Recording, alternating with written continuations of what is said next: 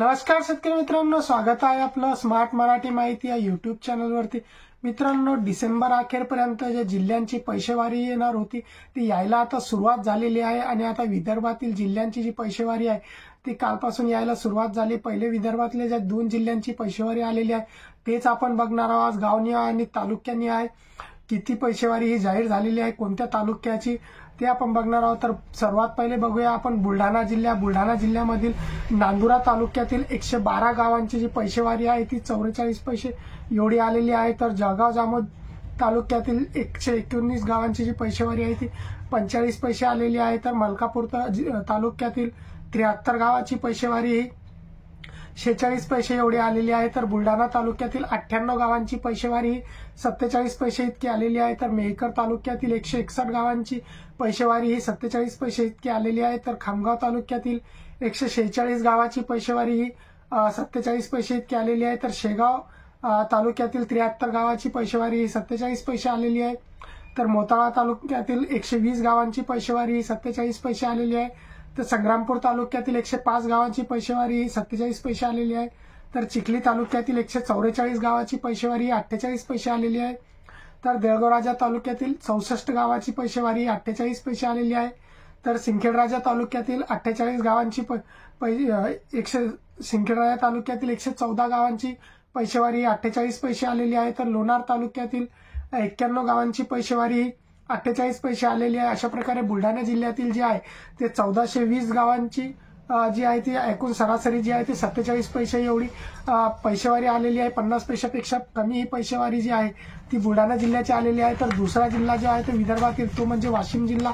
वाशिम जिल्ह्याची देखील पैसेवारी ही काल जाहीर झालेली आहे आणि तेच आपण बघणार आहोत की वाशिम जिल्ह्यातील 793 गावांची पैसेवारी ही तालुक्याने आहे किती आलेली आहे। तर त्यामध्ये रिसोड तालुक्याची पैसेवारी ही 100 गावाची पैसेवारी ही 47 पैसे एवढी आलेली आहे।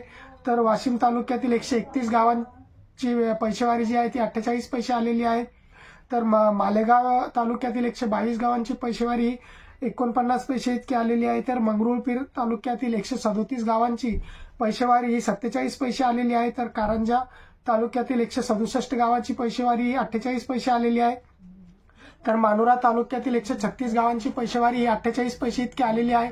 मित्रांनो, अशा प्रकारे ही जी पैसेवारी होती ती विदर्भाच्या प्रथम 2 जिल्ह्यांची पैसेवारी ही जाहीर झालेली आहे आणि बुलढाणा जिल्ह्याची त्यामध्ये सरासरी जी पैसेवारी आहे ती 47 पैसे इतकी आलेली आहे। 50 पैशापेक्षा कमी पैसेवारी ही जाहीर झालेली आहे। परंतु पैसेवारी जरी 50 पैशापेक्षा कमी जाहीर झालेली आहे तर याचा अर्थ असा नाही की लगेच आपल्याला शासनाची मदत जाहीर होणार किंवा दुष्काळाची मदत भेटणार। हे फक्त पैसेवारीचा अहवाल असतो की यामध्ये जे पिकं जे असते आपल्या पिकाचं जे उत्पन्न आहे ते उत्पन्नामध्ये किती घट झालेली आहे, मागच्या वर्षीपेक्षा यावर्षी किती घट झालेली आहे उत्पन्नाची, त्याचा हा पैसेवारीचा हा जे अहवाल असतो। आता यामध्ये तुम्हाला प्रश्न पडला असेल की आपल्याला दुष्काळाची मदत मिळणार आहे का जे पैसेवारी जाहीर झाली त्या आधारावर।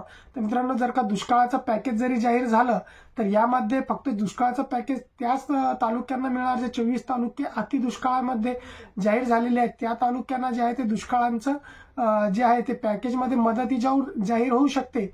तर जे बाकीचे जे तालुके आहे किंवा ज्या शेतकऱ्यांना आता हे अतिवृष्टीची किंवा अवकाळी पावसाची मदत ही मिळालेली आहे तर त्यांना या पुढील दुष्काळामध्ये जरी मदत जाहीर झाली तर त्यांना ते शेतकरी यासाठी पात्र असणार नाहीत। मित्रांनो, अशा प्रकारचं हे एक महत्त्वाचं असं अपडेट होतं आपल्या चॅनलवरती जे जिल्ह्यांची अंतिम पैसेवारी होणार होती। आता जी अंतिम पैसेवारी तर आलेली आहे, आता पीक कापणीचा अहवाल काय येतो आणि त्यानंतर मग विम्याचा असेल किंवा मदतीसाठी देखील काय गव्हर्नमेंटकडून शासनाकडून काय घोषणा केल्या जातात यावर देखील आपलं लक्ष असणार आहे। मित्रांनो, चॅनलवरती जर नवीन असाल तर चॅनलला सबस्क्राईब नक्कीच करा।